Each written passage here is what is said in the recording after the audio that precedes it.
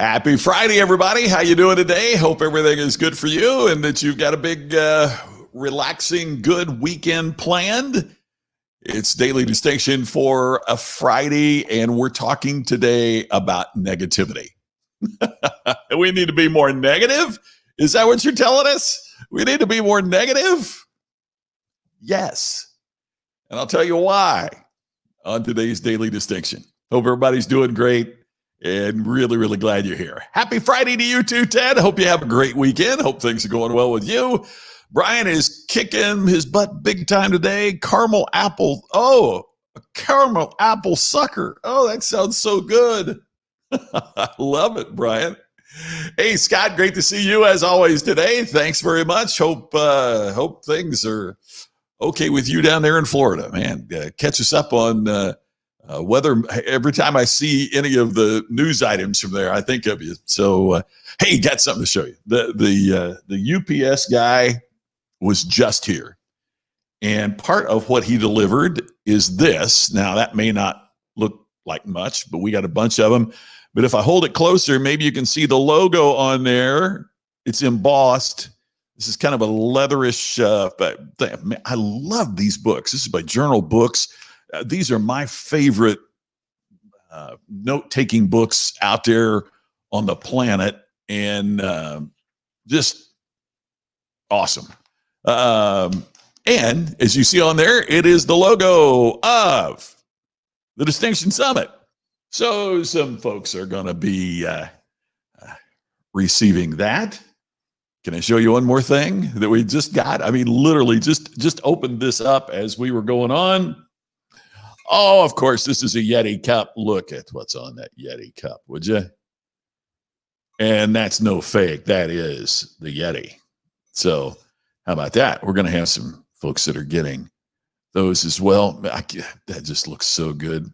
I'm so excited about that. Oh, man, I'm so excited. So the Distinction Summit is coming up, and I was going to have an announcement to make for you today, and she and I have been swapping phone calls. It seems like when this person was calling me, I was on a call this morning, and when I was calling her, then she was on a call, and we have texted and we're promising that we're getting together over the weekend via phone. So I will have a big announcement about somebody coming to the Distinction Summit very, very, very soon. But I don't want to say that. I'm pretty sure it's going to happen, but I don't want to say it until we get it done. But it's somebody that's really remarkable.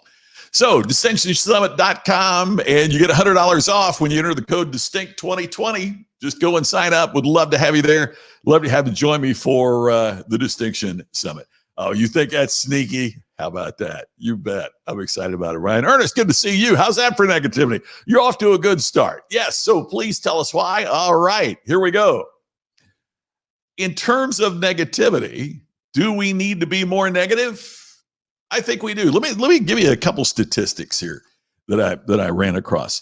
A study of British households found that across 2 decades, optimistically self-employed people earned about 25% less than pessimistic peers.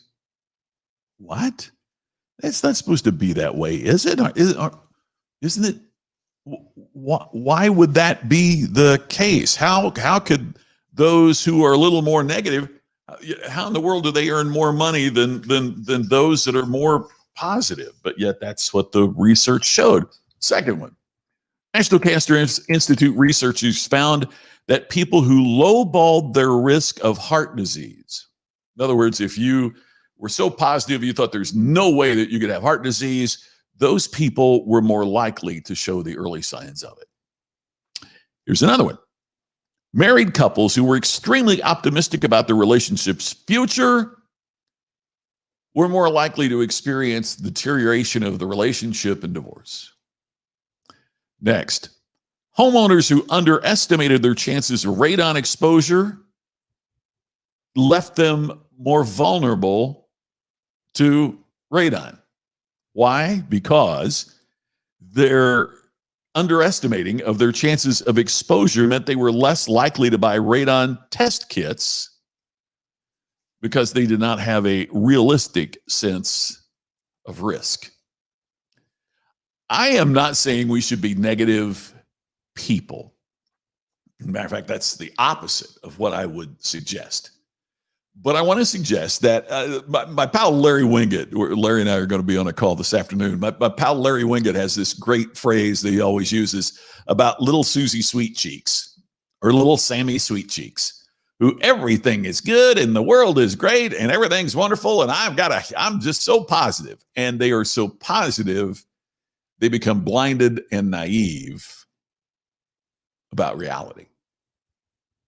What we have to do is understand that it's okay to focus for a period of time on the negative, on what's wrong. So how does this relate to business? How does this relate to what you do?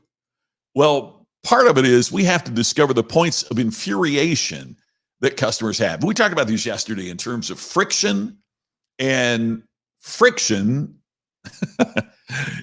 friction is something we all experience as we do business, right? I mean, friction are those points of contact that we have that just aggravate the dickens out of us because they can't get around.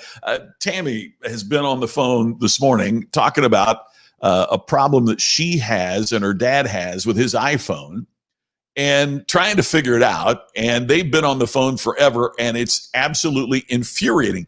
And here's the other thing. You know that it's something small. You know that it's absolutely. And have you had that happen? I'm experiencing that with the wonderful folks at AT&T right now. It is so danged infuriating that they can't figure out what the glitch is in the account, what the glitch is in the computer. And it's absolutely infuriating. Donovan, yes, first zombies. What a week we've had, huh? What a week we're having. First, we're talking about zombies. Now we're going negative. You see, you never know what's going to happen here. But we do have to discover what these points of infuriation are, right? I mean, where are these as we deal with our employees or as we deal with our customers? Have you ever worked anywhere? And I know I have. And there was a policy that just seemed to be stupid. And then you'd ask your boss, you ask somebody about why is that policy in place? Well, we've always done it that way. Oh man, that makes me want to beat my head against the wall. We always have done it that way. That's what we're talking about. It's critical that we not be so positive that we ignore the negative. I was watching a documentary on the tragic explosion of the Challenger, the shuttle. And in part of what happened was they had the documents where, people have said the O-rings are not up to spec. They are not up to standards. They're not, we've got a problem here. But because they've been so successful in the past and everything had gone okay before, they didn't want to hear the negative. They were going to launch and everything's always, and sometimes great results create that feeling that we can overlook the negative. Hey, it's going to be all right. It's going to be okay. Look, I want us to be positive about where we're going to end up. There's no doubt about that. We need to be positive. We need to have great anticipation and commitment and excitement about where we're going.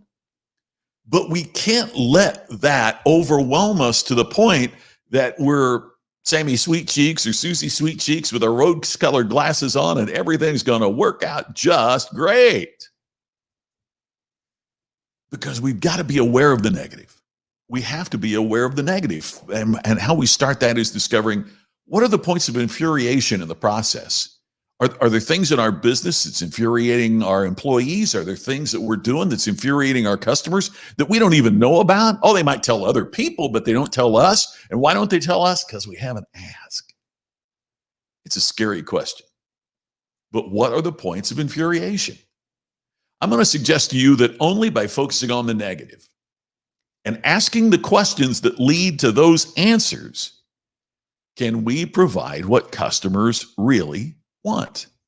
The challenge is frequently we don't focus enough on our specific weaknesses. So by going negative and figuring out where the problems are, we end up with a positive outcome. But we can't have our rose-colored glasses on to the point that we really don't seriously examine what could go wrong or what is going wrong. One of the things we often do is to placate our customers and to solve the current situation without drilling down deeply enough into what's the real problem, what's there in the process, right? I mean, Joe, hey, how are you? Joe and I are going to be a call. I start every project with a list of reasons why it's not going to work. I love that, and why so many of them have worked, right? Don't get you started on Pat. And Joe, man, as always, you are right on target, because there's one of the things, right? We're so passionate about what we do, and we get so engaged in that passion that we don't see the roadblocks along the way, and we don't see if we don't work to eliminate those, we never end up where we're supposed to be. That is so spot on, Joe. Hey, Charles, listening from the vet's office. I hope everything's good with you and yours. So by focusing on the negative, and also when we ask these kinds of questions, now Joe's talking about asking it of ourselves. Good Lord, that's the place we got to start. But then the other thing is, when we ask our customers, it helps to reveal what they're saying about us to others that they may not be telling us.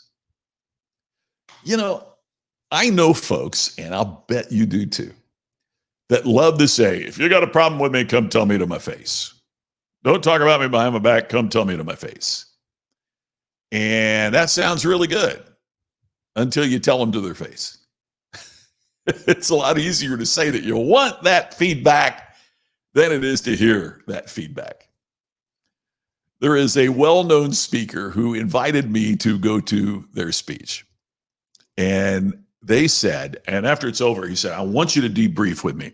I want you to tell me everything that you saw in my speech that you think I need to think about or to improve. Okay. Now, Joe's the same way. One of the things that is a pet peeve of mine, and I know it is at Joe Calloway's as well, is unsolicited advice. However, this speaker asked me to do that before the speech, asked me to come to the speech and asked me to do that. Little did I realize that what he really wanted was for me after the speech to tell him how great he was. Because I got through about 3 things I noticed. For example, one thing was he said, I stopped counting at 10, but he said at least more than 10 times, and here's the most important thing that I'll tell you today. Or, if you only remember one thing today, this is what I want you to remember. And he said that about 10 different things. Well, you can't have 10 most important points. You can have 10 important points, but you can't have 10 most important. But and if you only remember one thing, remember this, then it better be just one thing. You can't say 5 things and that's the one thing you want me to remember, right? I mean, it's just, he didn't want to hear it. Then don't ask, right? But here's the other thing. It also meant that every speech that he gave after that, he probably continued to say, here's the most important thing I want you to remember, about 5 different points. It didn't improve. It didn't help because he absolutely refused to hear the negative. The result would have been something extremely positive, but he didn't want the negative. Larry, good to see you. Glad you are here today as well, as always.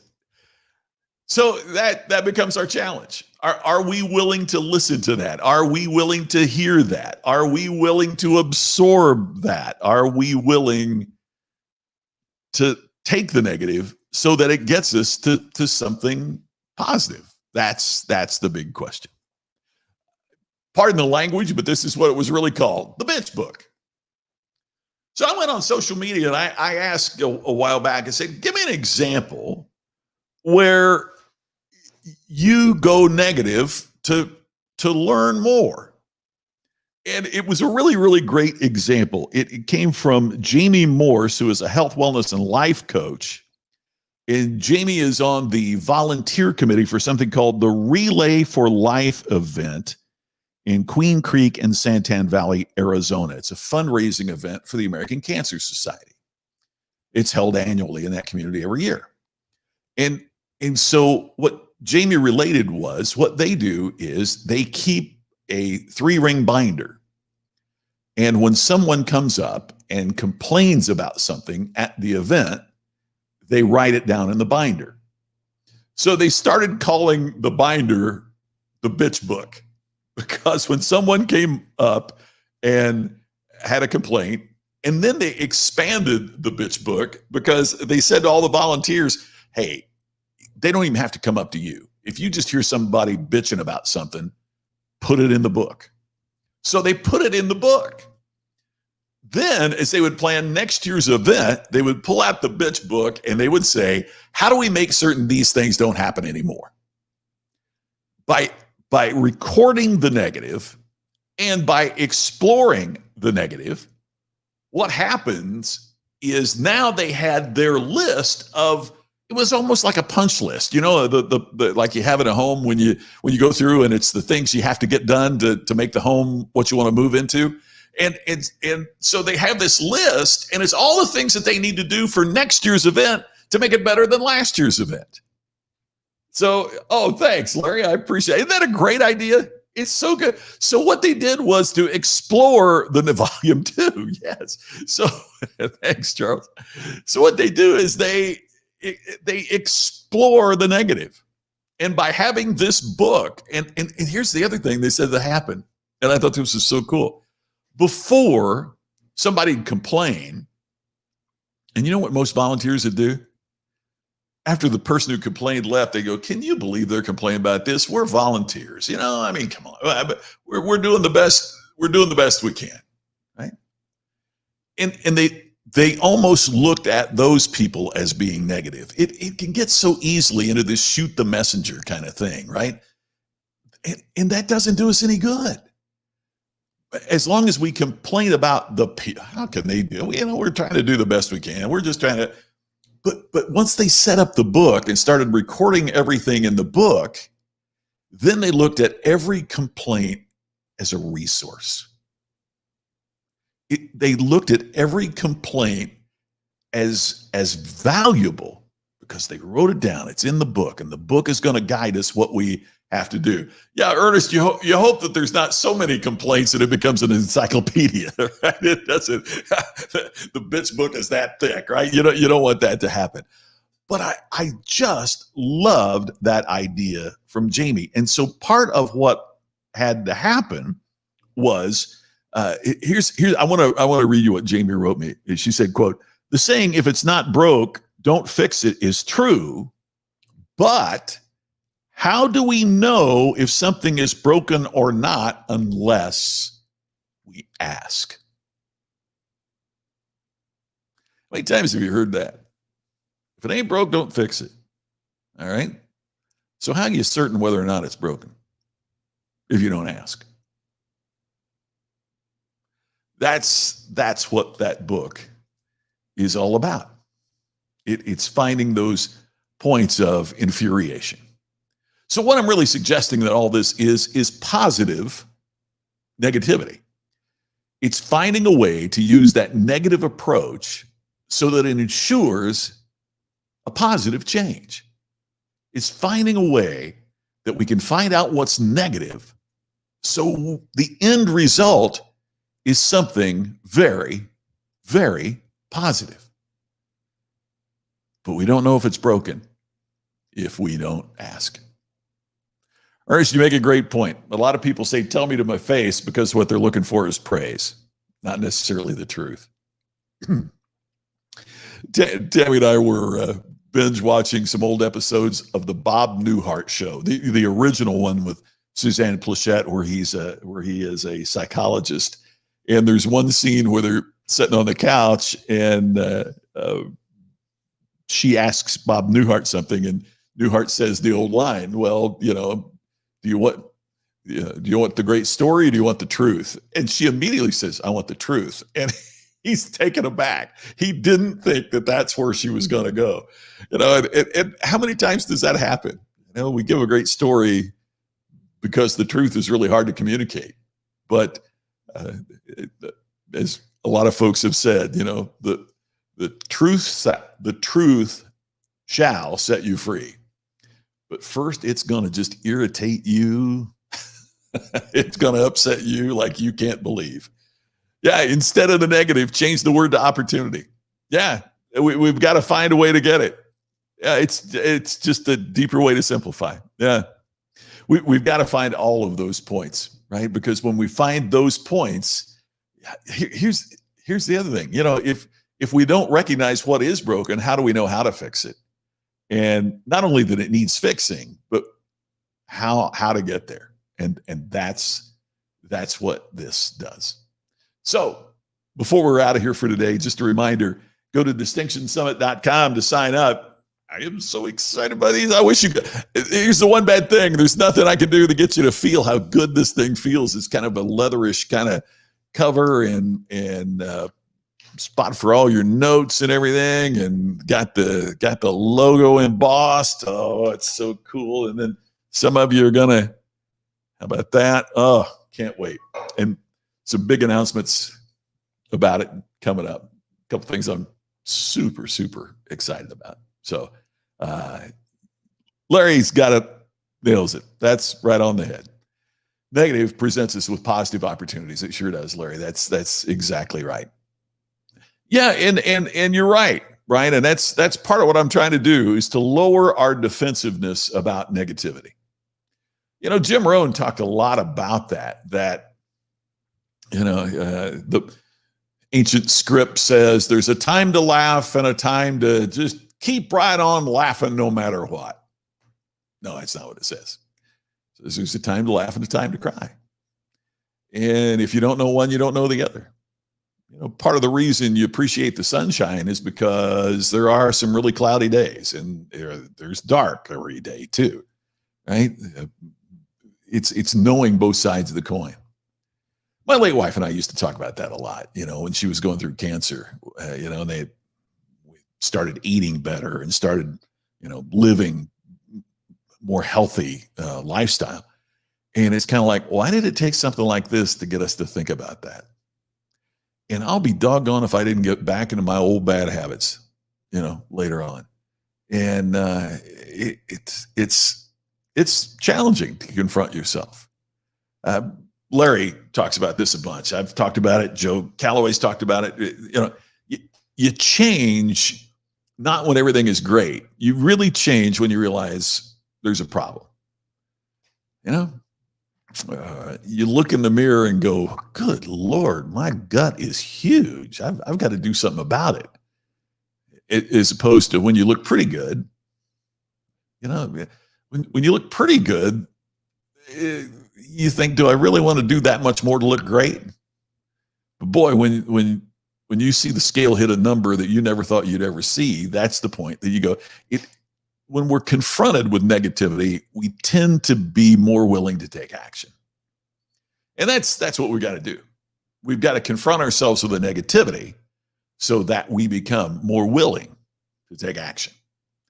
Hey, I hope you'll take action on what we talked about today. I hope you'll take action on the Distinction Summit. I hope that you will take action on the things that will make things better for you. Hey, as you know, on the weekends, we do a quick check-in. We're going to do it both Saturday and Sunday, so I look forward to catching up with you tomorrow. We may not do it Sunday. I may be taking Sundays off during the NFL season. May do just a quick check-in, but the Colts are going to be playing. So anyway, we'll check in. I got big news about the Distinction Summit coming up. So look forward to talking to you soon. Thank you for being here today. I'll look forward to catching up with you over the weekend, and every day it's the same time with Daily Distinction. Thanks so much for being here. Look forward to checking in with you again very soon. Thank you.